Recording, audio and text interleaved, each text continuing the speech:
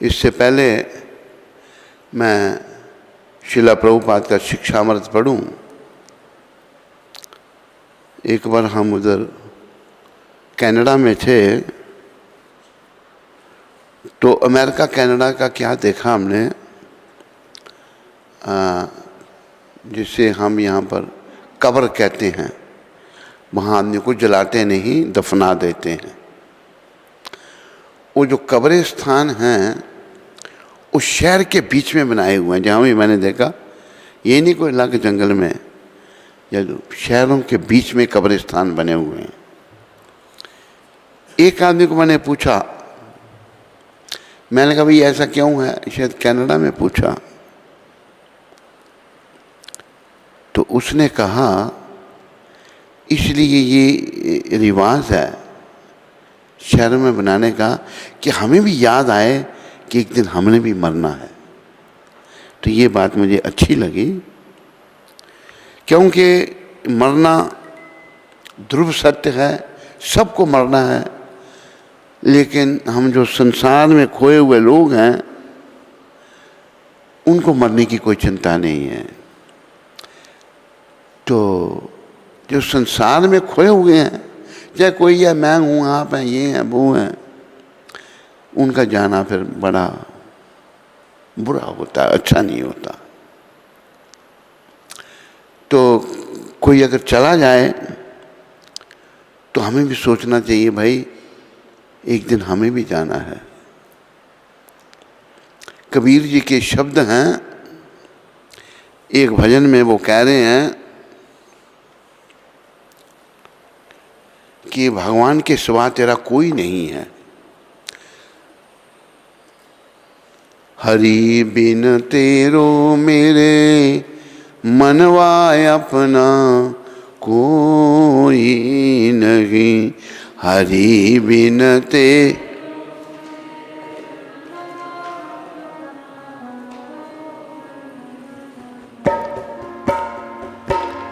बाग लगाया, महल बनाया, बागल तू कहे घर मेरा रे। कान नगारा सिर पर बाजे, लूट लिया तेरा डेरा रे।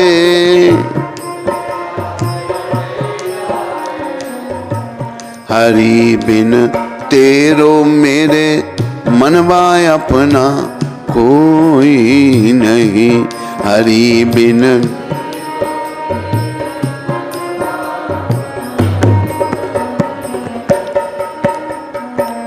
तीन दिना तक रोवे तिरिया, तीन दिन तेरा तक तेरा भाई रे। जन्म जन्म की माता रोवे,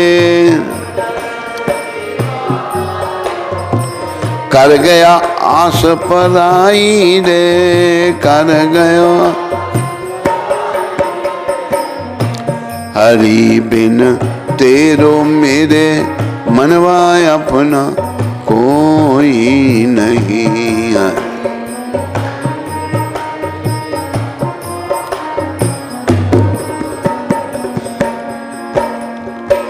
ना कोई संगी, ना कोई साथी, ना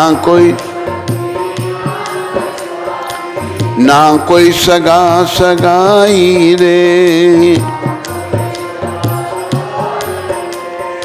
लोग कुटुंब मगर के बासी, लोग कुटुंब मर घट के बा, हंस अकेला जाए रे।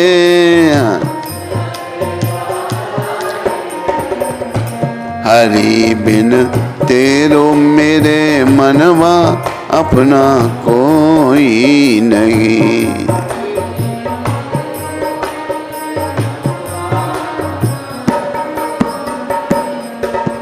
ये भजन मैंने इन शब्दों के लिए आपको सुनाया है। आखिर में वो क्या कह रहे हैं संत कबीर, 5-25 आए बिरादर, ले चल होशी रे। कहत कबीर बुरा नहीं मानो, यह गति सबकी होशी रे। हरि बिन तेरो मेरे मनवा अपना कोई नहीं, हरि बिन।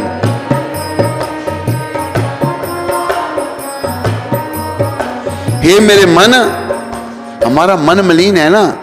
संत वैष्णव अपने मन को कह रहे हैं, वो दूसरों को कुछ नहीं कहते, लेकिन हम मूर्खों को उनके इन दिव्य वचनों से शिक्षा लेनी चाहिए।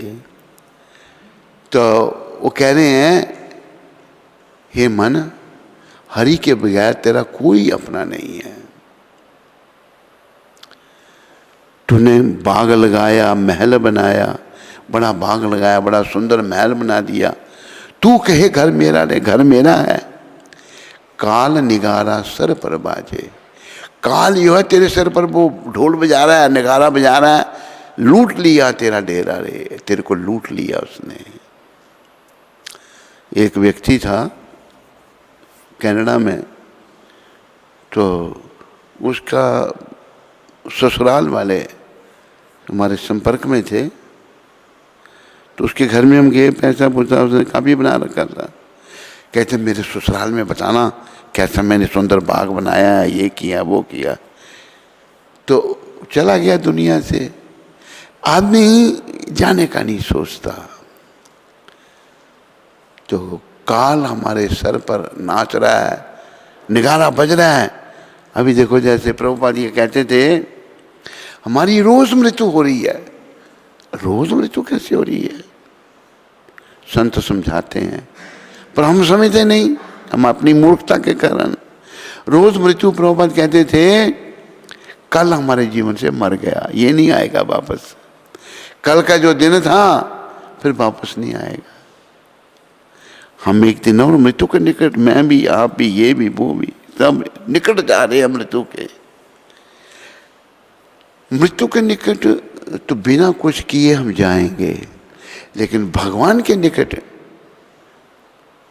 कृष्ण के निकट जाना ये जीवन का उद्देश्य है। उसके लिए हमको प्रयास करना पड़ेगा। मृत्यु के निकट जाने के लिए कुछ नहीं करना, मृत्यु आ ही जाएगी। आना ही, अब दिन जाते जा रहे हैं, मृत्यु निकट आती रही है, जा रही है। तो जब कोई चला जाता है तो 3 दिन तक रोवे त्रिया। स्त्री जो है 3 दिन बताए उन्होंने यहाँ पर, रोती है। 13 तक, अगर तेरा भाई है तो 13 दिन तक रोता है। और माँ जिसने जन्म दिया है वो जन्मांतर रोती रहती है पूरे जन्म में। कर गए हो आस पर आए, मेरा बेटा भी वापस नहीं आएगा। फिर संत कह रहे हैं, ना कोई संगी, ना कोई साथी, ना कोई सगा सगाई रे।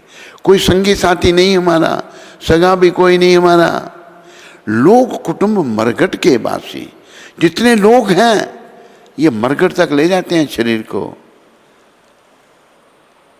फिर हंस अकेला जाए रे।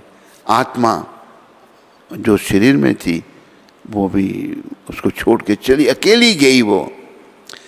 आखिर के शब्द जो मैं कई बार बोलता हूँ, जब कोई चला गया तो बिरादरी के लोग इकट्ठे हो जाते हैं।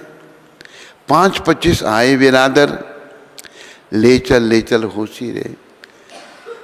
5-25 आए, कहते ले चलो। कोई ये नहीं कह के रखो। पत्नी जिसने सारा जीवन उसके साथ काटा, अगर पति के प्राण पर केवल उड़ गए तो वो कहती है जल्दी ले जाओ भी इनको, वो नहीं कहती है रखो घर में ना। फिर संत एक बड़ी दूर की बात कह रहे हैं, कहते कबीर बुरा नहीं मानो।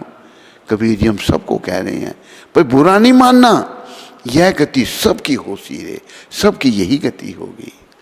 लेकिन ये गति जो है मृत्यु, इसको हम समझते क्यों नहीं? क्योंकि हम लोग शरीर के स्तर पर आ गए हैं, अहंकार हम में आ गया है, भौतिक उपाधि हमारे पास आ गई हैं।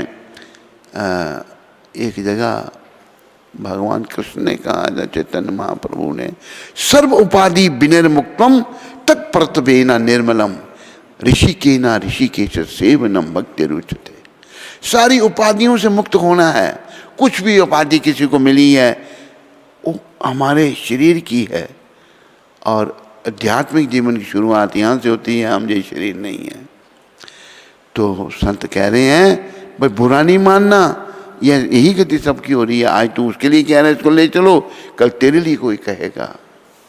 तो बड़ा दुखद समाचार है। हमारे एक बड़े प्रिय शिष्य थे,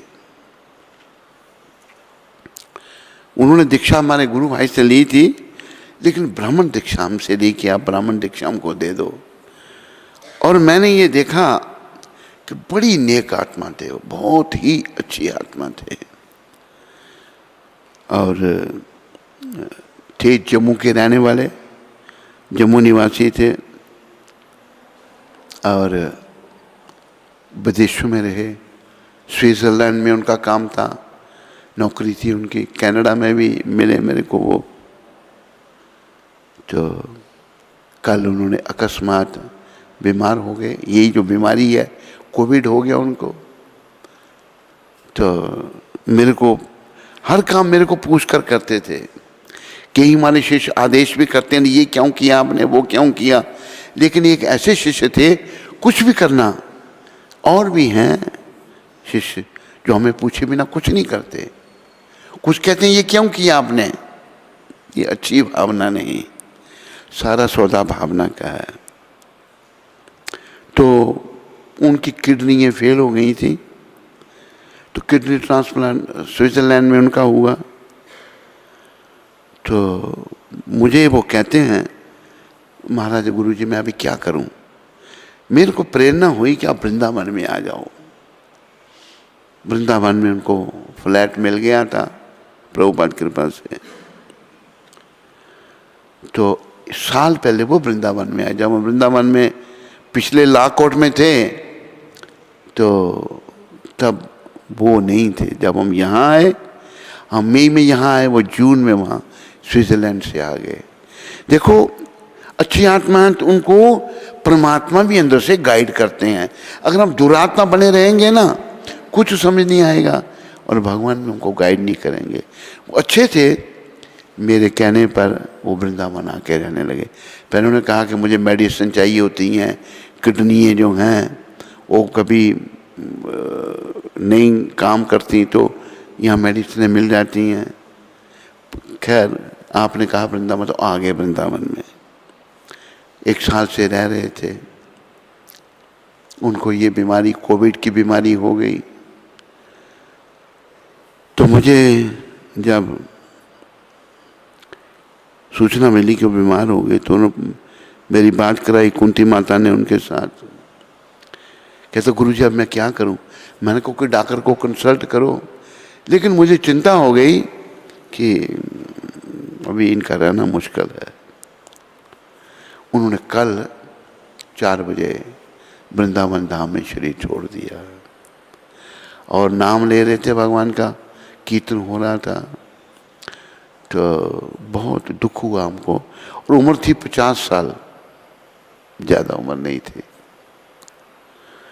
और देखो अगर उनका ये समय निश्चय था, कभी वो स्विट्ज़रलैंड में रहते, तो विदेशों में शरीर छोड़ना तो बिल्कुल बेकार है। भारत में भी सर्वश्रेष्ठ शरीर को छोड़ना वृंदावन धाम है। और ये याद रखो, वृंदावन धाम बड़े भाग्य से मिलता है। एक ब्रिजवासी था, पर उसका व्यवहार अच्छा नहीं था। हमें गुरु तो मानता था, कहते स्वामी जी आप ब्राह्मण हैं, वो भी ब्राह्मण था, लेकिन व्यवहार उसका बड़ा, एक बार परीक्षा हो जाती है आदमी की चेतना कैसी है, भावना कैसी है।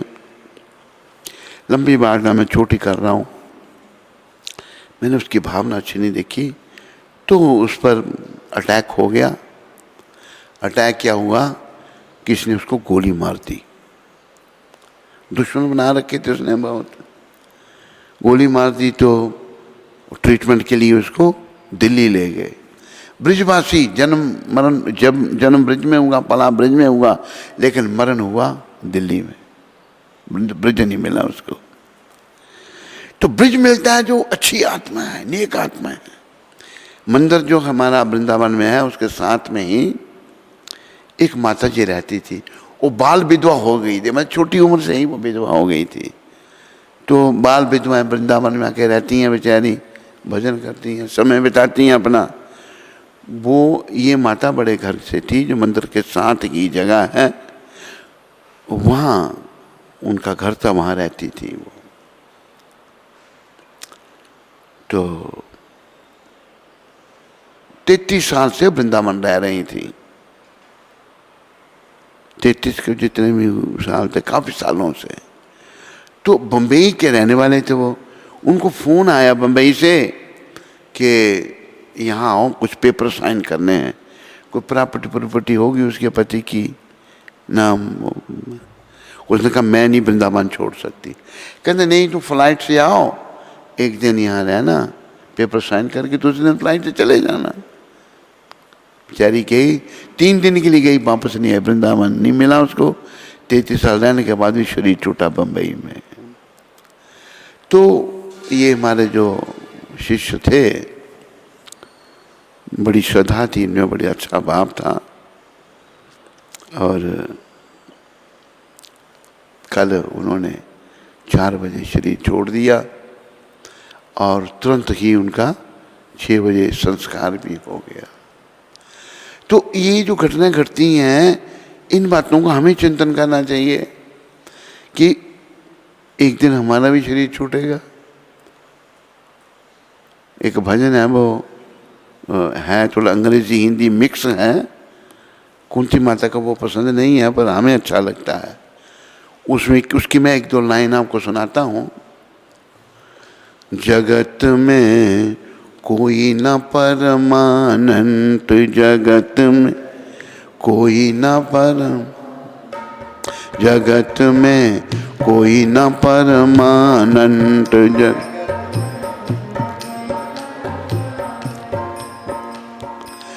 तेल चमेली चंदन साबुन, तेल चाहे लगा लो सेंट, जगत में कोई न परमानंत, जगत में कोई भी यहाँ सदा नहीं रह सकता। तेल चमेली इस्तेमाल किया, सेंट अपना, और कौन सा साबुन इस्तेमाल किया, चंदन। तेल चमेली चंदन साबुन, चाहे लगा लो सेंट। लोग सेंट परफ्यूम लगाते हैं, पर भाई यहाँ नहीं रहना तुमने। इस शरीर की सजावट मत कर, इसके अंदर भीतर जो आत्मा है उसकी सजावट कर। उसकी सजावट होगी भक्ति से, भगवान की शरण में आने से। आवागमन लगी दुनिया में, आवागमन जगत है रेस्टोरेंट, जगत है ये रेस्टोरेंट। अंत समय में उड़ जाएगा, अंत तेरे तंबू टेंट, जगत में कोई ना परमानंत, जगत में। हरिद्वार चाहे मथुरा काशी, हरि घूमो दिल्ली कंठ, घूमो दिल्ली। मन में नाम प्रभु का राखो, मन में चाहे धोती पहनो या पेंट, जगत में कोई ना परमानंत, जगत। राष्ट्रपति हो या जनरल कर्नल, राष्ट्रपति हो या जर्नल, चाहे हो लेफ्टिनेंट, चाहे हो लेफ्टिनेंट, ये काल सभी को खा जाएगा, काल सभी, लेडीज हो या जेंट, जगत में कोई न परमानेंट, जगत में कोई। जिसने भी ये भजन लिखा है बताया, ये इन बातों को याद रखना है। शब्द बड़े अच्छे हैं। फिर उन्होंने कहा है आवागमन लगी दुनिया में, आना जाना लगा हुआ है। जगत है रेस्टोरेंट, रेस्टोरेंट में लोग आ रहे हैं जा रहे हैं, आ रहे हैं जा रहे हैं। अंत समय में उड़ जाएंगे तेरे तंबू टेंट, सब कुछ खत्म हो जाएगा अंत समय में। हरिद्वार चाहे मथुरा काशी, घूमो दिल्ली कैंट, कहीं भी जाओ मन में नाम प्रभु का रखो, भगवान को अपने नाम मन में रखो, चाहे धोती पहनो या पैंट। जो लोग पैंट कौन पहनता है, जैसे एक माता थी, उसका रिश्ता बहुत बड़े घर से आया, वो धोती पहनता था, पर बहुत अच्छे लोग थे। लेकिन वो माता कहती है मुझे कोई पैंट वाला चाहिए, मना कर दिया, नहीं रिश्ता नहीं माना। वो पैंट वाले से शादी हुई, ऐसी शादी हुई सारे जीवन वो दुखी रही। तू नहीं तो चुना था। पैंट वाला ऐसा मिला, बेचारा रोज शराब पीता था और उसे परेशान करता था। आत्मा तो नेक थी, लेकिन यहाँ गलती हो गई। अरे पैंट पुंट में कुछ नहीं, पर यहाँ लेखक कह रहे हैं कि भाई धोती पहनो या पैंट, पर भगवान के नाम को हृदय में रखो। ऐसा अभ्यास कर लो, मन में नाम, फिर चाहे मन में नाम प्रभु का रखो, चाहे धोती पहनो या पैंट। मन में नाम गुरु का रखो, चाहे धोती पहनो या पैंट। जगत में कोई न परमानेंट। देखो, भक्ति में आगे बढ़ने के लिए गुरु की कृपा बड़ी आवश्यक है। बिना गुरु के कोई भक्ति में आगे नहीं बढ़ सकता। ये ऐसी प्रणाली है। तो गुरु को शिक्षा देना अगर शुरू कर दिया, गुरु जी ये कैसे किया आपने, तो मतलब तुम, प्रभुपाद कहते थे, प्रभुपाद के शब्द, कि तुम भौतिक दृष्टि से कितने बुद्धिमान हो ना, आध्यात्मिक दृष्टि से इसमें कोई वैल्यू नहीं। प्रभुपाद कहते थे कि जब तुम गुरु के पास जाओ, you should think that you are a fool number 1। तब कुछ सीखोगे। पहले सोचो कि मैं बड़ा बुद्धिमान हूं, तो कुछ सीख नहीं पाओगे। आध्यात्मिक सीखना ही सीखना है, बाकी तो संसार में कुछ नहीं भाई। राष्ट्रपति हो या जनरल कर्नल, चाहे वो लेफ्टिनेंट, यह काल सभी को खा जाएगा। लेडीज हो या जेंट, सबको खा जाएगा। जगत में कोई ना परमानेंट, कोई परमानेंट जगत में नहीं है। गुरु की बात एक आई है, आपने रामायण का नाम सुना है। रामायण में ये वर्णन आता है, एक ब्राह्मण थे, वो शिव उपासक थे। बहुत से लोग शिव जी की भक्ति करते हैं। शिव उपासक थे और वो शिव जी के मंदिर में बैठकर शिव जी की उपासना कर रहे थे। उनके गुरुजी भी आ गए मंदिर में।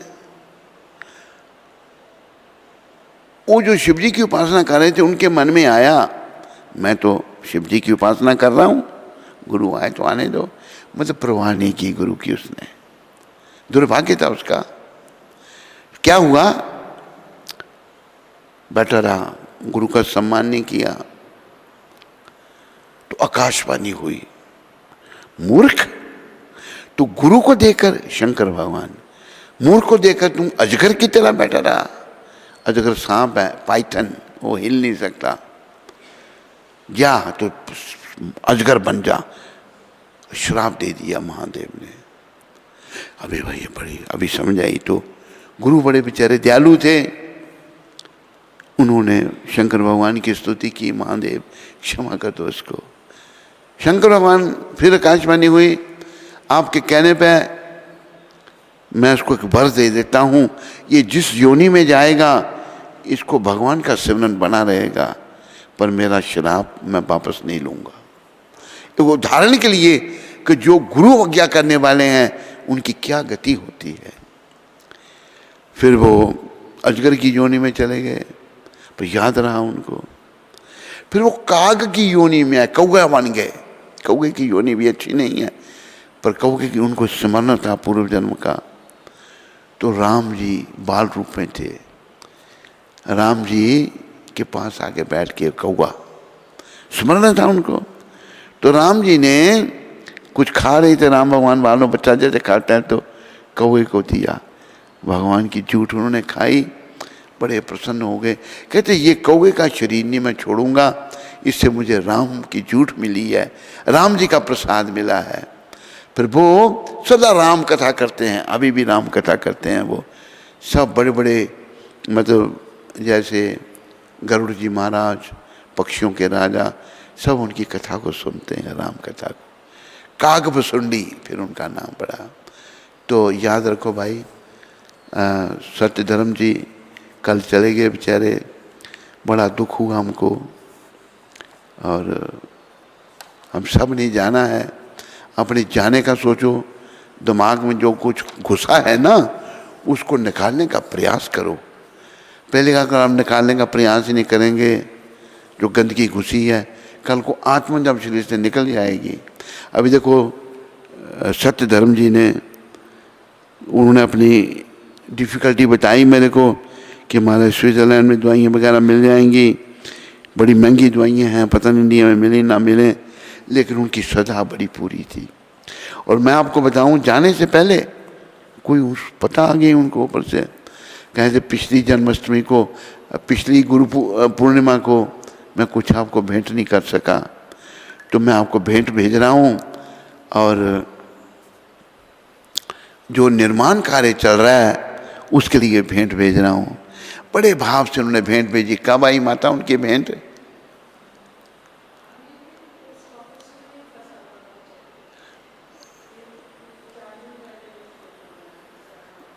आपको कब प्राप्त हुई?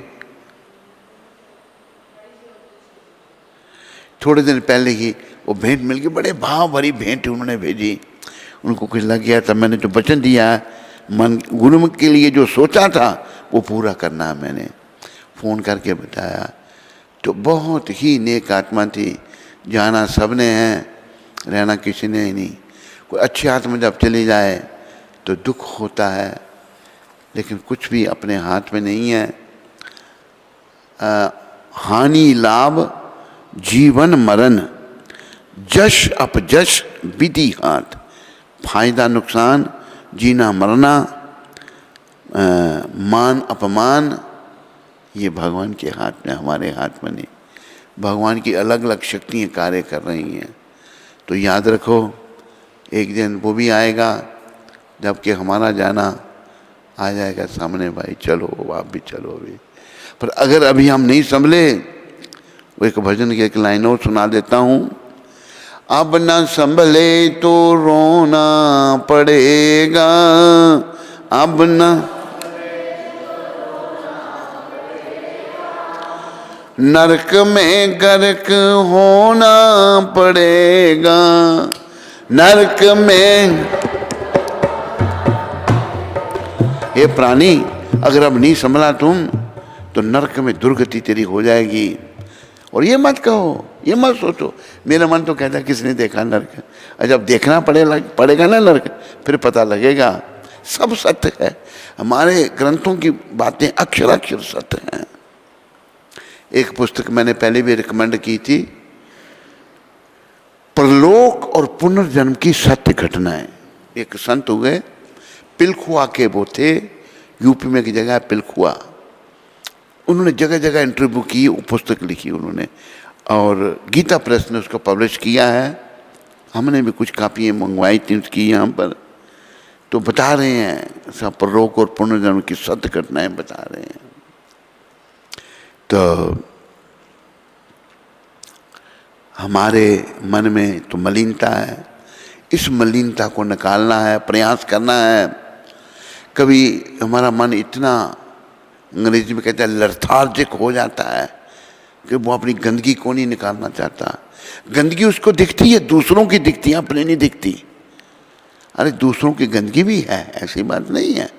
उससे देखने से तेरे को क्या लाभ होगा, तेरे को तो हानि ही होगी। कबीर जी ने, और मुझे कबीर जी के शब्द याद आए। उन्होंने कहा, मेरे पीछे बोलो, याद रखो, नारायण निज हिये में, नारायण निज हिये। भगवान का नाम ले रहे हैं पहले। अपने दोष विचार, अपने दो, हे प्राणी अपने अंदर तू अपने दोषों का विचार कर। क्यों? ता पीछे तू और के, ता पीछे तू और अवगन बले निहार। हे प्राणी, तेरे मन में दूसरों के दोष घूमते रहते हैं, और दूसरों के दोष भी हैं, वो नहीं कह रहे हैं दूसरों में नहीं है। कहते तेरे मन में अगर ये आए कि दूसरों में बड़े दोष हैं, ये बड़ा निकम्मा है, ये है वो है, पहले तो थोड़े अपने दोषों का विचार कर ले, फिर तू दूसरों के दोष देख। जब हम अपने अंदर झांक के देखें, भाई मैं तो दोषों से भरा पड़ा हूँ, अगर मैं दोषों से भरा पड़ा हूँ तो तेरे को क्या अधिकार है दूसरों के दोष देखने का? अपने दोष देख, उनको निकाल। हम जब दूसरों के दोष देखते हैं वो हम में आ जाते हैं और हमारे दोष बने रहते हैं। याद रखो, इससे पहले आत्मा शरीर से निकल जाए, इन दोषों को निकालना है। और ये जो प्रोसेस महापुरुषों ने दी है, हमारे गुरु महाराज ने दी है, ये बड़ी ऑथेंटिक प्रोसेस है। इसके द्वारा जरूर निकलेंगे, पर तुम निकालने वाले बनो। हम बनते नहीं, ढीले पड़े रहते हैं, अपने दूसरों के दोषों को देखते हैं, अपने नहीं। अगर कोई, जैसे एक हमारे संपर्क में आया, उसके दोष बताए, वो मानने के लिए गुस्सा हो गया, गुस्सा हो रहा है। फिर मैंने कभी ये बात कहता, हाँ थी, तो क्यों थी? कहते पहले थी, अब नहीं थी। अब पहले थी तो थी ना। आदमी अपने आप को सही साबित करना चाहता है, नहीं, ये गलत बात है। अरे अगर हमारे वैष्णवों ने तो ये शिक्षा दी, उनको अगर झूठा भी किसी ने आरोप लगाया, कहते हाँ मैं हूं, ये वैष्णव बात है। लेकिन वैष्णव खाली तिलक लगाने से, धोती कुर्ता पहनने से, सर मंडवाने से वैष्णव नहीं बनेंगे हम। हृदय का परिवर्तन ये बड़ा आवश्यक है। हृदय के परिवर्तन से हम वैष्णव बनेंगे, याद रखो। बातों में हम किसी को बेवकूफ बना दें, लेकिन भगवान हमारी हर करने को देख रहे हैं, उनको हम बेवकूफ नहीं बना सकते, याद रखो। भगवान उनको बेवकूफ नहीं बना सकते। प्रभुपाद जी ने कहा है, one can fool some of the people all the time, one can fool all the people some of the time, but one cannot fool all the people all the time. तुम बहुत सारे लोगों को मूर्ख बना लोगे कुछ समय तक, कुछ समय के लिए तुम थोड़े लोगों को मूर्ख बना लोगे, पर हमेशा के लिए तुम सभी को मूर्ख नहीं बना सकते, खुद मूर्ख बन जाओगे। इसलिए प्रभुपाद कृपा से इन बातों को समझो और जीवन को सफलता के पथ पर आगे बढ़ाओ। तो आओ पहले इससे हम आगे बढ़ें। सत्य धर्म जी जो हमारे बड़े प्रिय थे, कोई कोई शिष्य बड़ा प्रिय होता है जो आज्ञाकारी हो, आध्यात्मिक प्रगति करता हो। देखो उनकी प्रगति भगवान ने वृंदावन धाम दे दिया उनको, जबकि मुझे उन्होंने कहा कि स्विट्ज़रलैंड छोड़ना मुश्किल है क्योंकि दवाइयाँ मेरे को चाहिए होती हैं। लेकिन फिर आगे गुरु आ गया पालन करके भगवान ने। एक समय तो कल का निश्चित था, अगर स्विट्ज़रलैंड में रहते तो वहाँ शरीर टूटता। लेकिन भारत में सर्वश्रेष्ठ स्थान है वृंदावन, क्यों? वो भगवान का धाम है, वहाँ भगवान ने लीलाएं की हैं, तो भगवान ने कृपा की। इसलिए हम सबको इन बातों को सुनना, गंभीरता से सुनना चाहिए, इनका मनन करना चाहिए और जीवन में धारण करना चाहिए, तब हमारा कल्याण होगा। अगर नहीं संभले, समय बीतने पर भाई पछताना पड़ेगा, समय वापस नहीं आएगा। वो एक दो लाइन और ध्यान में आ रही है, भज लै गोविंद तैनू इसे पार लाम ना भज।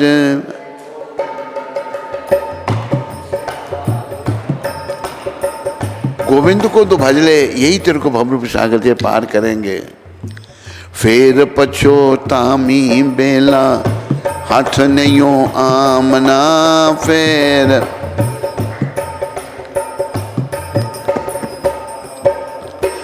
यमा ने ले जाना तेनू किसे नी छुड़ामना। यमा ने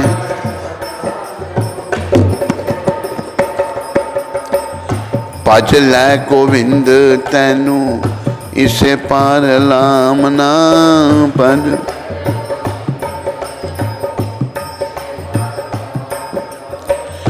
पितु मात भ्रात सारे ऐथे ही रह जाएंगे। पितु मात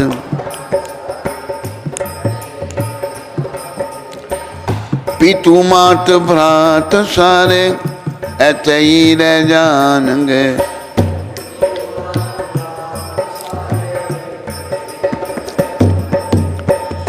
यमा ने ले जाना तैनू किसे नी छुड़ामना।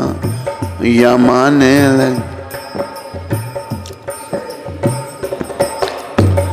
तो भाई गोविंद का भजन कर, पाजल है गोविंद तैनू इससे पार लामना। गोविंद ही तेरे को भवरूप सागर से पार करेंगे। फिर पछोतामी बेला हाथ नहीं हो आमना। जब समय बीत जाएगा तो पछताने के सिवाय तेरे कुछ भी हाथ नहीं आएगा। यमा ने ले जाना, यमदूत तेरे की आत्मा को निकाल के ले जाएंगे, कोई नहीं छुड़ा सकता तेरे को। यमा ने ले जाना तेनू किसे नहीं छुड़ामना। पितु मात भ्रात सारे ऐसे ही रह जाएंगे, सब ऐसे ही रह जाएंगे। जो भी जितने भी रिश्तेदार हैं सब यहीं रहेंगे, कोई साथ नहीं जाएगा। साथ जाने वाले गोविंद हैं, जिनकी तू शरण में नहीं आया अभी तक। गोविंद की शरण में आओ, जीवन को सफल बनाओ। श्रील प्रभुपाद शिक्षा अमृत होनोलुलु में ये बात प्रभुपाद जी ने 5 मई को 1976 को कही थी। यहां तक कि अग्नि है, अच्छा नीचे वाला, हाँ, यहां तक कि लकड़ी है ना, यहां तक कि लकड़ी भी अलग अलग प्रकार की होती है। कई किस्में लकड़ियों की भी, बहुत प्रकार की जंगली लकड़ियों का उपयोग भोजन पकाने की अग्नि के लिए किया जाता है। प्रभुपाद बता रहे हैं कि लकड़ियों की कई किस्में हैं। बहुत सुंदर उदाहरण है ये भी प्रभुपाद का। कई किस्म की लकड़ी हैं, लेकिन हर प्रकार की लकड़ी का उपयोग होता है भोजन बनाने के लिए। किंतु चंदन अत्यंत मूल्यवान है। चंदन की भी लकड़ी है, वो बड़ा कीमती है, और यदि हमें उसका मूल्य ना मालूम होने पर हम उसका उपयोग चूल्हे में करते हैं, हमें पता नहीं चंदन इतना महंगा है, चूल्हे में अगर उसका उपयोग करते हैं, तो इसी प्रकार यदि हम मनुष्य जीवन का प्रयोग कुत्ते बिल्लियों के समान इंद्रिय भोग के लिए करते हैं, तो यह वह आत्महत्या करने के समान है। बड़ी दूर की बात प्रभुपाद कह रहे हैं। लकड़ियों का उपयोग होता है, लेकिन चंदन की भी लकड़ी है। चंदन की लकड़ी बहुत महंगी है, बहुत महंगी होती है। मनुष्य अगर जीवन का उपयोग कुत्ते बिल्लियों के समान इंद्रिय भोग, कुत्ते बिल्लियाँ सब इंद्रिय भोग सब करते हैं, उनमें भी बिल्ला और बिल्ली, कुत्ता और कुतिया दोनों हैं, वो भी भोग विलास करते हैं और मनुष्य भी उसी में लगा हुआ है। तो यह आत्म हत्या करने के समान है। ये मतलब आत्म का हनन करने, आत्म हत्या, सुसाइड करने के समान है। तो हमें सुसाइड नहीं करनी, इस शरीर का उपयोग केवल भगवत प्राप्ति के लिए करना है। बोलो पतित पावन श्रील प्रभुपाद की जय जय जय प्रभुपाद।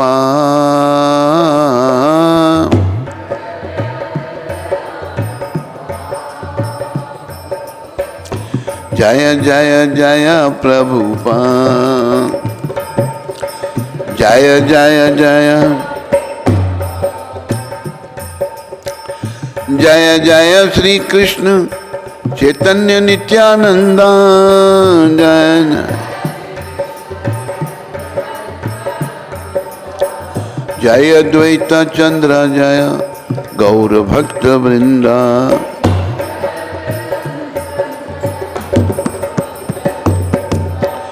कृपा करी सबे मेली करह करुणा।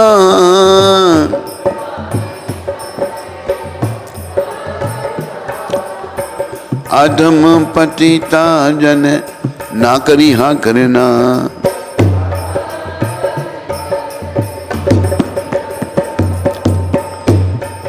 बोलो पतित पावन श्रील प्रभुपाद की। बोलो श्री कृष्ण चैतन्य महाप्रभु की। तो भगवान अभी अपने वृंदावन धाम में आए हैं, पर इस बार वो अपना भक्त बन के आए हैं। जगह जगह जा रहे हैं, बड़ा आनंद आ रहा है भगवान को। पशु पक्षी भी भगवान का स्वागत करें, लटाएं पटाएं, सब बड़े ब्रिजवासी सारे प्रसन्न हैं भगवान पर। बल्कि कल के प्रसंग में आया था, लोगों ने कहा जो कृष्ण थे जिन्होंने 5000 साल पहले लीला की, वही अभी ये हैं। लोगों को ये भी भास हुआ वही हैं। तो भगवान जब वृंदावन में थे, अभी आनंद आ रहा है भगवान को, बड़ा राधा भाव है। उनके साथ जो श्रीला बलभद्र भट्टाचार्य थे, वो भगवान से वृंदावन छोड़ने का अनुरोध करते हैं। उनको कहते हैं कि आप चलो यहाँ से अभी। श्रीला बलभद्र भट्टाचार्य ने कहा, क्योंकि मैं आज उपस्थित था इसलिए महाप्रभु को ऊपर खींच पाना मेरे लिए संभव हो सका, किंतु यदि वे वृंदावन में डूबने लगे तो कौन उनकी सहायता करेगा। भक्तों की ये चिंता। भावुकों के भगवान कभी यमुना में कूद जाते, कोई उनको होश नहीं रहते। अब यहाँ पर लोगों की भीड़ होने की लगी है और इन निमंत्रण से बहुत परेशानी होती है। साथ ही महाप्रभु सदैव भावावेश में रहते हैं। मुझे यहाँ की स्थिति बहुत अच्छी नहीं लगती। अच्छा यही होगा यदि हम श्रीमन महाप्रभु को वृंदावन से बाहर ले चलें। यही मेरी अंतिम निर्णय है। भट्टाचार्य जी ने यह निर्णय किया। सुनोडिया ब्राह्मण ने कहा, चलो हम उन्हें प्रयाग गंगा के किनारे किनारे ले चलें। उस मार्ग से होकर जाना बहुत ही आनंदप्रद होगा। सोरो क्षेत्र नामक तीर्थ स्थान जाकर तथा गंगा स्नान करके हम महाप्रभु को उसी मार्ग से होकर ले चलेंगे। अब माघ मास लग रहा है। यदि इस समय हम प्रयाग जाएं तो हमें मकर संक्रांति के अवसर पर कुछ दिन स्नान करने का अवसर मिल जाएगा। तुम अपने मन में भीतर जिस दुख का अनुभव कर रहे हो उसे महाप्रभु के सामने निवेदन करो। स्नोडिया ब्राह्मण बलभद्र भट्टाचार्य को कह रहे हैं। तब यह प्रस्ताव रखो कि हम माघ मास की पूर्णिमा को प्रयाग जाना चाहते हैं। तुम महाप्रभु से जाकर उस सुख को बतलाओ जो तुम गंगा नदी के किनारे यात्रा करने में अनुभव करोगे। अतः बलभद्र भट्टाचार्य ने महाप्रभु से यह प्रार्थना निवेदित की, मैं अब भीड़ द्वारा किए जाने वाले उपद्रव को और नहीं सह सकता। लोग एक के बाद एक निमंत्रण देने के लिए चले आते हैं। प्रातःकाल लोग यहाँ आते हैं और आपको उपस्थित ना देखकर मेरे ही सिर खाते हैं, मेरा सिर खाते। भट्टाचार्य बेचारे परेशान हो गए। मुझे बड़ी प्रसन्नता होगी यदि हम सभी गंगा नदी के किनारे के मार्ग से यात्रा करें। तब हमें मकर संक्रांति के अवसर पर प्रयाग में स्नान करने का अवसर प्राप्त हो सकता है। मेरा मन अत्यंत उद्विग्न हो उठा है और मैं इस चिंता को यह नहीं सह नहीं सकता।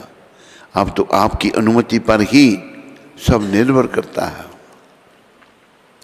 आप जो कहना चाहें वह मुझे स्वीकार होगा।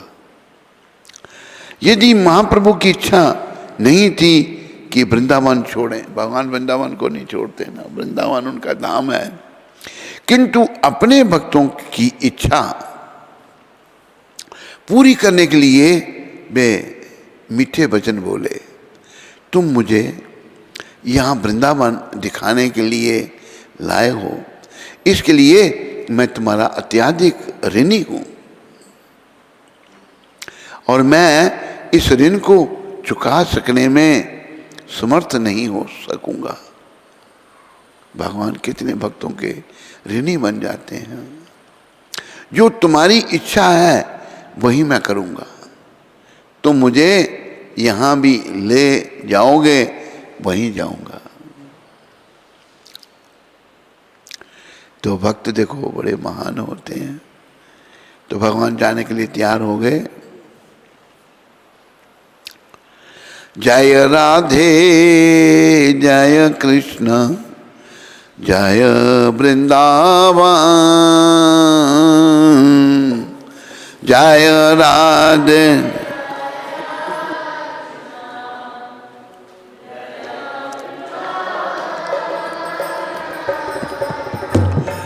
श्री गोविंद गोपीनाथ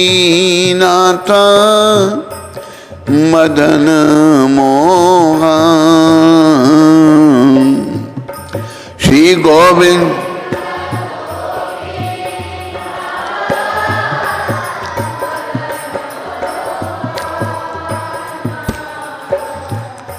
श्याम कुंड राधा कुंड गिरि गोवर्धन,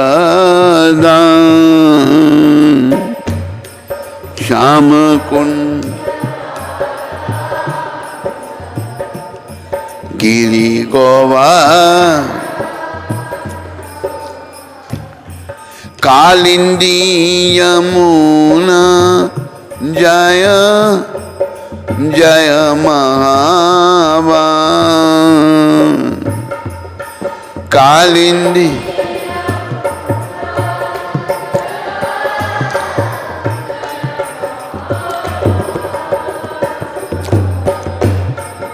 केशी घाट वंशी बाट द्वादश कानन, जहाँ सब लीला कैल श्री नंद नंदन, श्री नंद जसोदा जय जय गोपगण, श्री धामादि जय जय धेनु वत्सगण। जय वृषभानु जय कीर्तिदा सुंदरी, जय पौर्णमासी जय अबीर नागरी। जय जय गोपेश्वर वृंदावन माज, जय जय कृष्ण सखा बटु तुझ राज। जय राम घाट जय रोहिणी नंदन, जय जय वृंदावन वासी जत जन। जय तुझ पत्नी जय नाग कन्यागण, भक्ति यहाँ पाइल गोविंद चरण। श्री रास मंडल जय जय राधा श्याम, जय जय रास लीला सर्व मनोरम। जय जय उज्ज्वल रस सर्व रस सार, पर किया भावे जहाँ ब्रजते प्रचार। श्री जानवा पाद पद्म करिया स्मरण, दीन कृष्ण दास कहे नाम संकीर्तन। तो वृंदावन धाम बड़ा अपार है। सबकी जय हो, सबका मंगल हो। ये वृंदावन के सब नाम, जगह जगह के नाम लिए गए हैं। अगले दिन महाप्रभु जल्दी उठे स्नान करने के बाद, यह जानकर कि अब उन्हें वृंदावन छोड़ना है, वे भावाविष्ट हो गए। भगवान वृंदावन के भाव में भर जाते थे। यद्यपि महाप्रभु के शरीर के बाह्य लक्षण प्रकट नहीं हुए, किंतु उनका मन प्रेमाविष्ट था। उस समय बलभद्र भट्टाचार्य ने कहा, चलिए महावन गोकुल चलें। यह कहकर बलभद्र भट्टाचार्य ने महाप्रभु को नौका में चढ़ाया और नदी पार करने के बाद वह महाप्रभु को अपने साथ ले गए। राजपूत कृष्ण दास तथा सुनोडिया ब्राह्मण दोनों ही गंगा नदी के किनारे के रास्ते से भली भांति परिचित थे।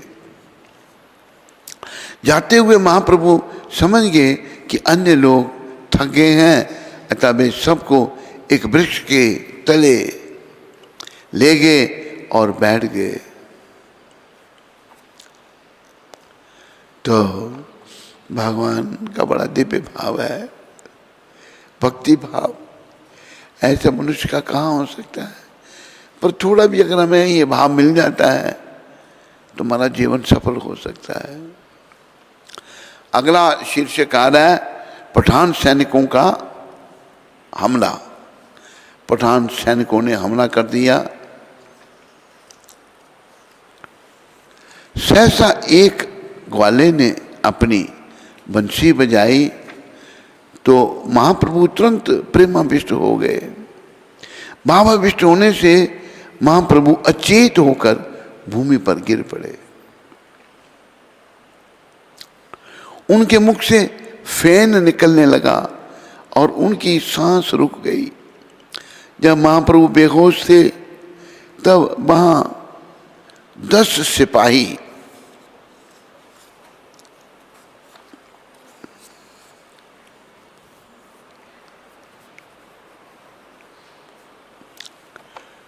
जो मुसलमान पठान सैनिक थे आए और घोड़े से उतरे। महाप्रभु को बेहोश देखकर सिपाहियों ने सोचा इस सन्यासी के पास अवश्य ही काफी मात्रा में सोना होगा। इन चारों धूर्तों ने दुतूरा खिलाकर मारने के बाद अवश्य ही इस सन्यासी का धन ले लिया होगा। ऐसे सोच रहे हैं अपने ढंग से।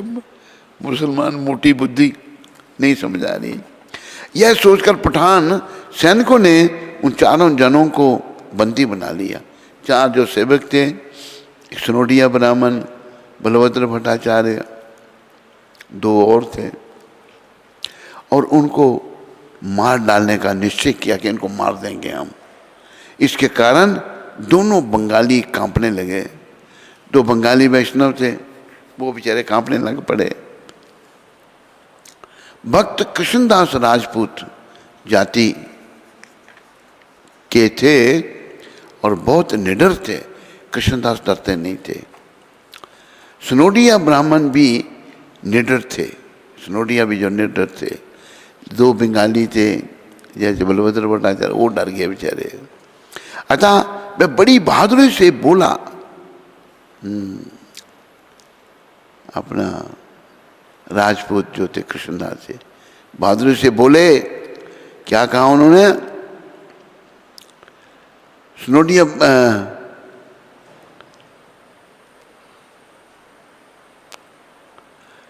ब्राह्मण भी निडर थे।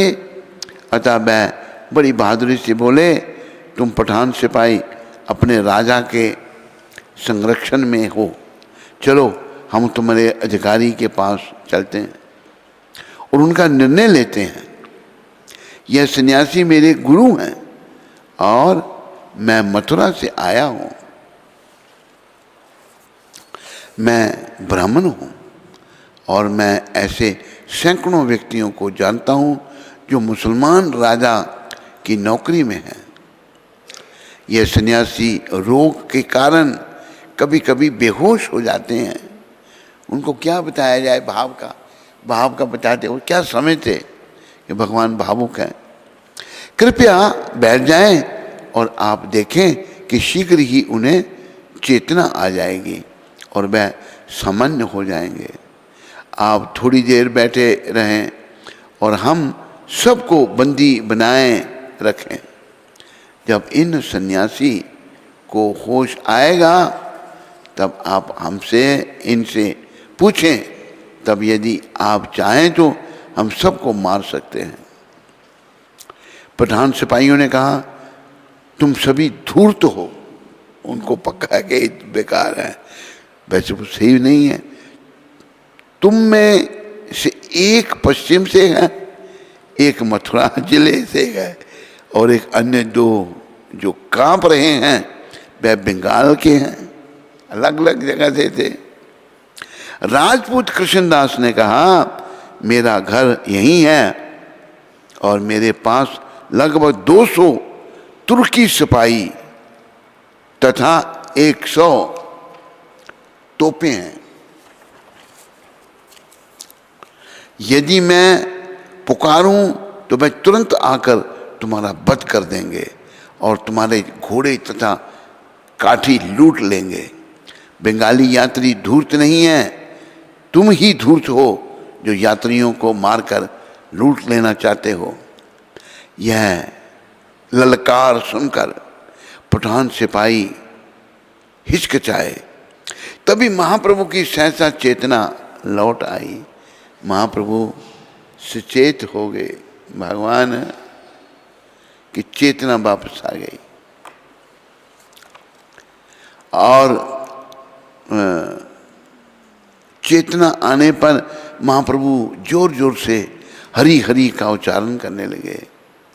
उच्चारण करने लगे, वे अपनी दोनों बाहें ऊपर उठाकर प्रेम वश में नृत्य करने लगे। या प्रेम वश में महाप्रभु ने गर्जना की तो मुसलमान सिपाहियों को लगा कि उनके हृदय पर वज्रपात हो गया है। सभी पठान सिपाहियों ने भय के मारे चारों व्यक्तियों को छोड़ दिया। इस तरह से महाप्रभु ने अपने निजी संगियों को बंदी रूप में नहीं देखा। महाप्रभु द्वारा मुसलमान पीर का उद्धार। तभी बलभद्र भट्टाचार्य ने महाप्रभु के पास जाकर उन्हें पकड़कर बिठाया। मुसलमान सिपाहियों को देखकर महाप्रभु को बाह्य चेतना हो आई। तब सारे मुसलमान सिपाही महाप्रभु के समक्ष आए। उन्होंने उनके चरण कमलों की वंदना की और कहा, ये चारों धूर्त ठग हैं। इन चारों ने मिलकर आपको धतूरा खिलाया और आपको पागल बनाकर आपका सारा धन ले लिया है। महाप्रभु ने कहा, ये चारों ठग नहीं हैं, ये मेरे साथी हैं। सन्यासी भिक्षुक होने के कारण मेरे पास कुछ भी नहीं है। मिर्गी रोग के कारण मैं कभी कभी बेहोश हो जाता हूँ। अब उनको क्या बताएं भगवान कि मैं भावुक हो जाता हूँ कि मिर्गी रोग के कारण मैं बेहोश हो जाता हूँ। ये चारों दयावश मेरी देख रेख करते हैं। उन मुसलमानों में से एक गंभीर व्यक्ति था जो काले वस्त्र पहने था। लोग उसे साधु पुरुष पीर कहते थे। उस पीर का मन महाप्रभु को देखकर मृदु हो गया। उसने उनसे बात कहनी चाहिए और अपने शास्त्र कुरान के आधार पर निर्विशेष ब्रह्म की स्थापना करनी चाहिए। जब उस पीर ने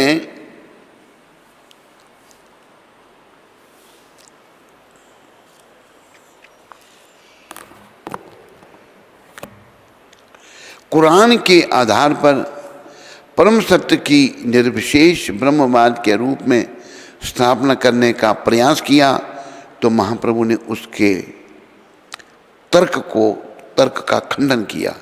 वह जो भी तर्क प्रस्तुत करता महाप्रभु उन सब का खंडन कर देते। अंत में वह व्यक्ति स्तंभित रह गया और कुछ भी ना बोल सका। महाप्रभु ने कहा, कुरान द्वारा निश्चय ही निर्विशेष बात स्थापित होता है, किंतु अंत में यह निर्विशेष बात का खंडन करके साकार ईश्वर की स्थापना करता है।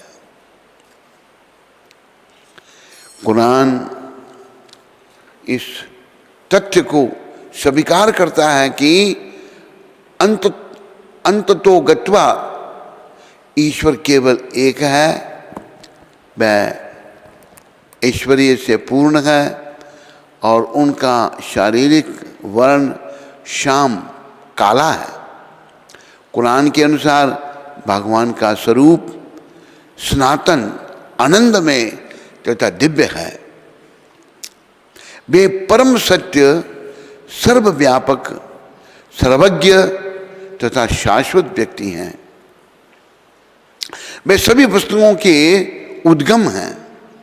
सृष्टि पालन तथा संहार उन्हीं ही से होता है। वह समस्त स्थूल तथा सूक्ष्म प्राकृतियों के मूल आश्रय हैं। मुक्ति का सुख जिसमें मनुष्य भगवान से एकाकार हो जाता है, भगवान के चरण कमलों की सेवा करने से प्राप्त होने वाला दिव्य आनंद के एक अंश के भी बराबर नहीं है। कुरान में सकाम कर्म, ज्ञान, योग तथा सर्वोपरि से मिलने का वर्णन मिलता है, किंतु अंततः हर बात का खंडन होता है और भगवान के साकार रूप तथा उनकी भक्ति की स्थापना होती है। कुरान के विद्वान ज्ञान में अधिक उन्नत नहीं है। यद्यपि कई विधियों का वर्णन हुआ है, किंतु वे यह नहीं जानते कि अंतिम निर्णय को सबसे बलवान माना जाता है, मानना चाहिए। अपने कुरान को देखकर तथा उसमें जो कुछ लिखा है उस पर विचार करने के बाद तुम्हारा निर्णय क्या है? उस मुसलमान संत ने उत्तर दिया है, आपने जो कुछ कहा है वह सत्य है। यह कुरान में लिखा अवश्य है, किंतु हमारे विद्वान ना तो इसे समझते हैं ना स्वीकार करते हैं। सामान्यतः वे भगवान के निर्विशेष पक्ष का वर्णन करते हैं, किंतु उन्हें शायद ही इसका ज्ञान हो कि भगवान का साकार रूप पूजनीय है। निस्संदेह उनमें इस ज्ञान का अभाव है।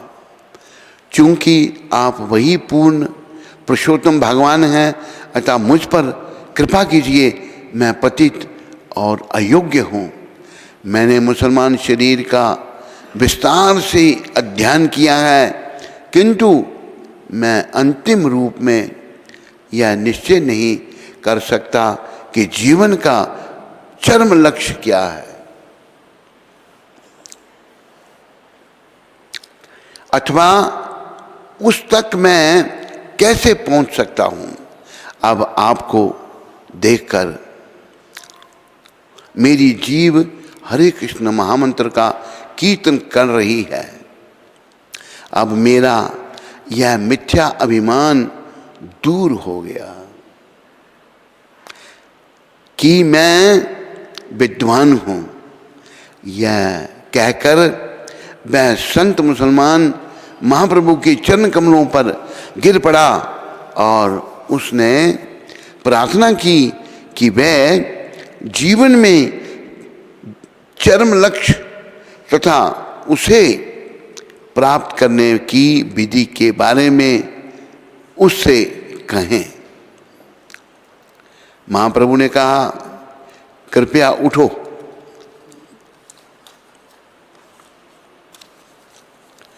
तुमने श्री कृष्ण के पवित्र नाम का उच्चारण किया है, अतः तुम्हारे करोड़ों जन्मों के पापों के फल चले गए हैं। अब तुम शुद्ध हो गए हो।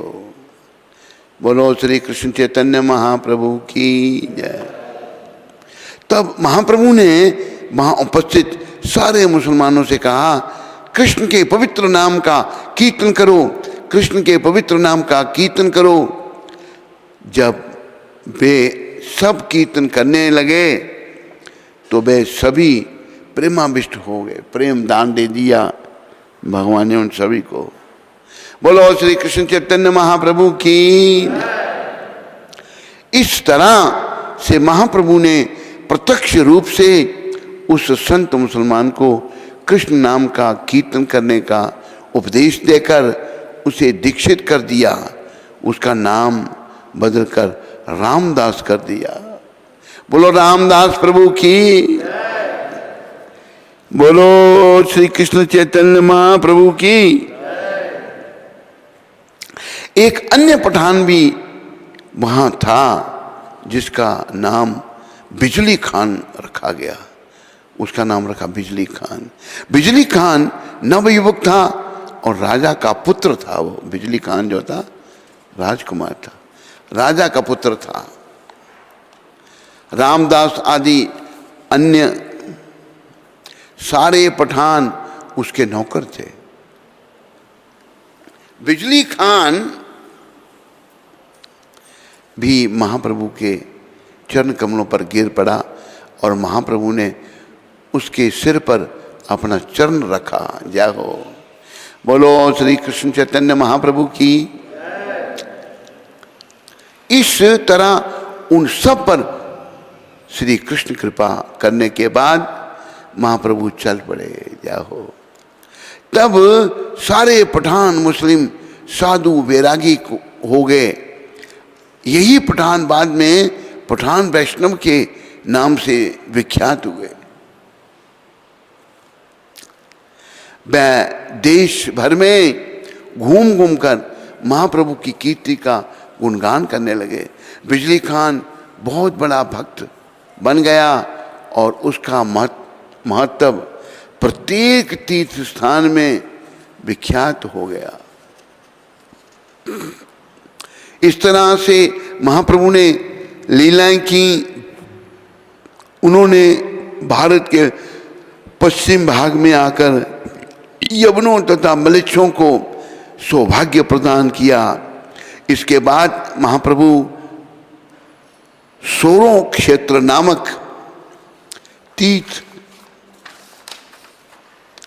स्थान पर गए। उन्होंने वहां गंगा नदी में स्नान किया और फिर वह गंगा के किनारे किनारे प्रयाग के लिए चल पड़े। सोरो क्षेत्र में महाप्रभु ने सुनोडिया ब्राह्मण तथा राजपूत कृष्णदास से घर लौट जाने के लिए कहा, किंतु वह हाथ जोड़कर इस प्रकार बोले, हमें अपने साथ प्रयाग तक चलने दें।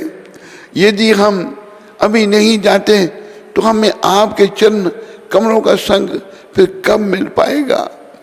यह देश मुख्यतः मुसलमानों से भरा पड़ा है। कोई किसी भी स्थान से उत्पात कर सकता है। यद्यपि आपका संगी बलभद्र भट्टाचार्य विद्वान हैं, किंतु वह स्थानीय भाषा में बात करना नहीं जानते। यह सुनकर महाप्रभु ने थोड़ा हंसते हुए उनका प्रस्ताव स्वीकार कर लिया। इसी तरह वे दोनों उनके साथ चलते रहे। जो भी महाप्रभु का दर्शन करता वह भावाविष्ट हो जाता, भावुक हो जाता जो भगवान के दर्शन करता, और हरे कृष्ण महामंत्र का कीर्तन करने लगता। हरे कृष्णा कृष्णा कृष्णा हरे हरे, हरे राम राम राम हरे हरे। सारे बोलो।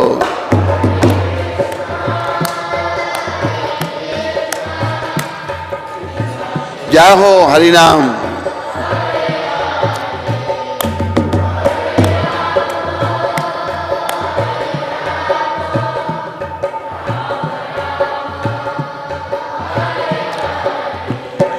हरे कृष्णा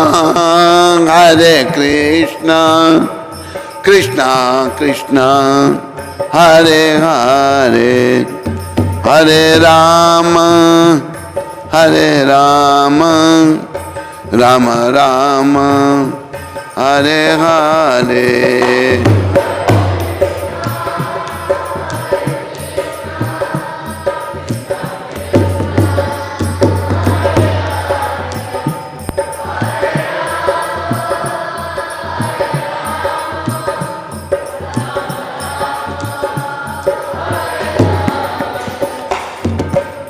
हरे कृष्ण कृष्ण कृष्ण हरे हरे, हरे राम राम राम हरे हरे हरे।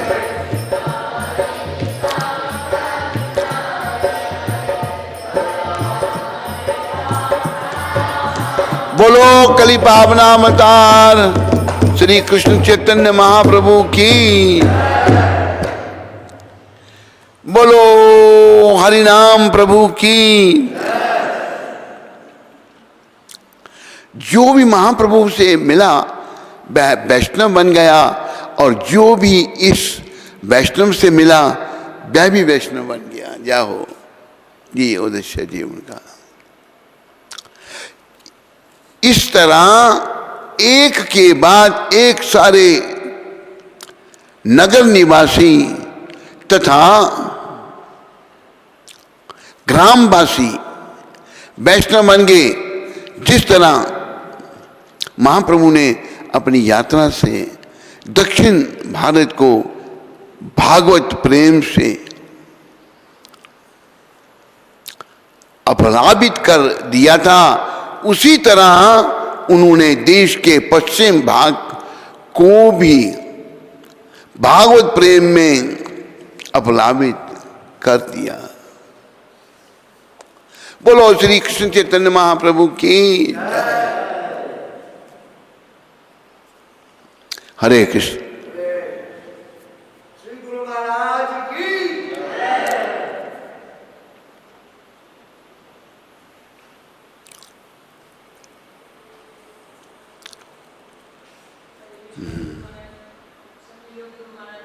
व्यक्त करेंगे 3 बार हरि बोल बोल के। हरि बोल, हरि बोल, हरि बोल। बोले सद्गुरुदेव महाराज की। गुरु महाराज जी, एक प्रश्न है ऑस्ट्रेलिया से श्रीमान योगेश पराशर जी ने पूछा है। Due to COVID this god brother of गुरु महाराज, ड्यू टू कोविड श्रीमान पंक जांगरी प्रभु also left his body yesterday. He was head pujari in Mayapur. We all need to go one day. But if devotees like him not protected by Krishna, then it can decrease the faith in devotional service. Fallen people like me. So Guru Maharaj, please explain. Thank you and Dandavad Pranam. क्या कह रहा है? मुझे समझ नहीं आया कुछ, उसका पूरा शब्द नहीं पूरे समझ में आए। बोल रहे हैं ने छोड़ दिया तो क्या आगे वो पूछ क्या रहा है? If devotees like him not protected by Krishna, then if it can decrease, protected शब्द, हाँ, then it can decrease the faith in devotional service. Fallen people like me. So Guru Maharaj, please explain. देखो भाई, जाना तो सच है संसार से, ये कैसे कह सकते हो कि डिवोटी प्रोटेक्टेड नहीं है? डिवोटेड प्रोटेक्टेड हैं, वो नरक में नहीं जाएंगे। जाना तो है, भक्ति करके वो गया तो धाम में गया, भगवान के पास गया, जाना तो है। जैसे एक दोहा है कबीर जी का, आए हैं तो जाएंगे राजा रंक फकीर। जो आए हैं वो जाएंगे, चाहे वो राजा है, रंक है, फकीर है, कोई भी है, पर जाने में अंतर। एक सिंहासन चढ़ चले, एक बंधे है जात जंजीर। जो भक्त हैं वो सिंहासन पर चढ़ के जाते हैं और एक जंजीरों में जकड़ा हुआ जाता है। जो भक्त नहीं है उसको यमदूत यम पाश में बांध के ले जाते हैं, और भक्त जो है उस सिंहासन पर बैठ के भगवत प्राप्ति करता है। जाना तो है, इसमें क्या मतलब विश्वास क्यों अपना? पर भजन करते, भक्ति करते, और देखो ट्रीटमेंट उसका हो रहा था कलकत्ता में, पंक जंगरी प्रभु का, लेकिन वो आखिरी समय वो मायापुर में आ गया। भगवान ने अपना धाम दिया उसको भी।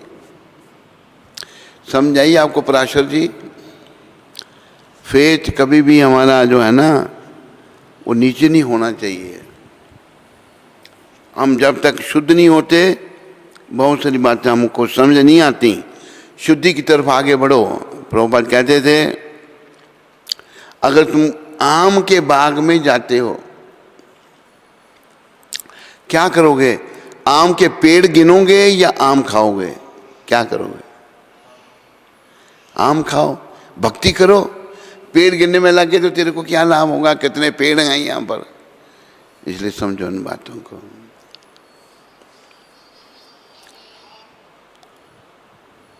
हरे कृष्णा महाराज, वॉशिंगटन से हरिप्रिया माता ने एक प्रश्न पूछा है। गुरु महाराज के चरणों में कोटि कोटि दंडवत प्रणाम। गुरु महाराज हमको आशीर्वाद दीजिए ताकि हम भक्ति कर सकें। माया बहुत स्ट्रांग है, हम लोग को खींचती रहती है, हमें हम लोगों को कुछ अपनी तरफ खींचती रहती है। हाँ। हमें आपके आश्रय में हमेशा रहना है, ये प्रार्थना है गुरु महाराज जी। बस जी। देखो, माया तो बड़ी प्रबल है। अगर आप भगवान के चरणों को भाव से पकड़ लोगे, प्रभुपाद कृपा से, परंपरा के माध्यम से, फिर माया कुछ नहीं कहेगी। अभी हमारे अंदर अशुद्धि है, इसलिए माया से हम डरते हैं। जब शुद्धि आ जाएगी फिर कोई डर नहीं रहेगा। अभी प्रयास ये करो, अपने अंदर से विषय वासनाएं निकालो, अशुद्धि निकालो, बुरे भाव को निकालने का प्रयास करो, फिर कोई डर नहीं रहेगा। अब ये बुरे हमारे कर्म जो हैं, जो हमारा कुभाव है, वही हमको डराता है। दिव्य गीता माता नॉर्वे से, हरे कृष्णा गुरु महाराज। बो down to Gurudev, I am enjoying Chaitanya Leela so much that I am lost in it and doing one play next week on it, Jagai Madai and Haridas Thakur, as an offering to Gurudev. My question from yesterday's lecture is, Chaitanya Mahaprabhu is hiding that he is Krishna himself to Vrindavan residents.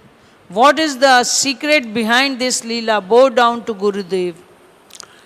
देखो दिव्य गीता माता, secret ये है कि भगवान अवतार इसलिए लेते हैं हम लोगों को रिवाइव करने के लिए।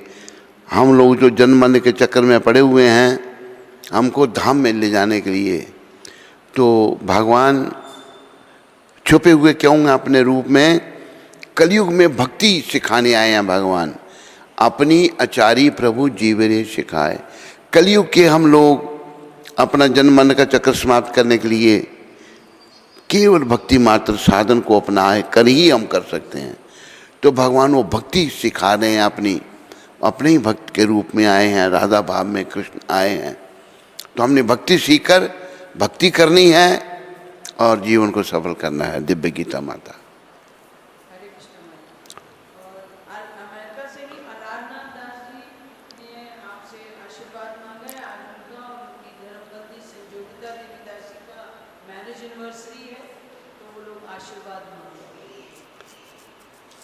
हमारी शुभकामनाएं अलारनाथ तुम्हारे साथ में है।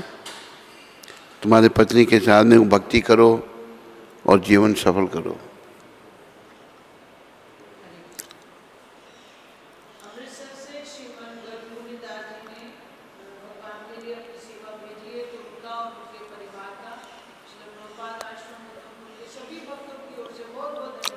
हरि बोल।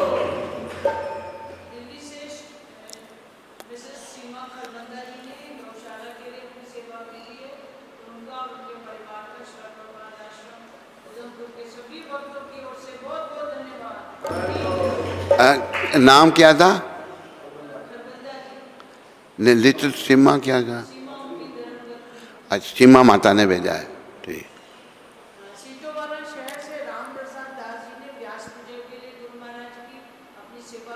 राम प्रसाद। अच्छा, व्यास पूजा के लिए अपनी सेवा भेजी है। तो उनका और उनके परिवार का श्री प्रभुपाद आश्रम उधमपुर के सभी भक्तों की ओर से बहुत बहुत धन्यवाद।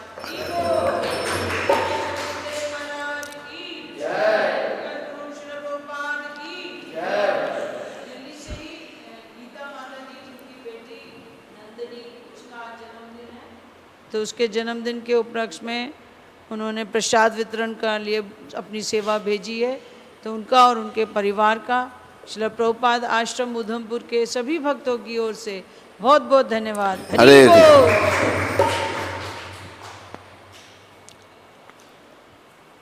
ठीक है। स्कंद पुराण में तुलसी देवी की प्रशंसा इस प्रकार की गई है। हाँ, कहाँ से?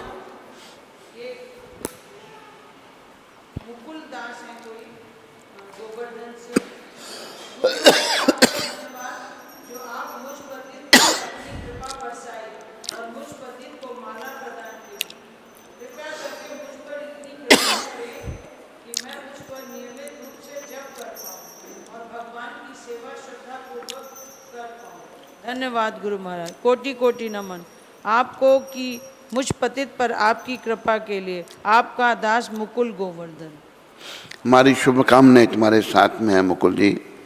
खूब भक्ति में आगे बढ़ो और जीवन सफल करो।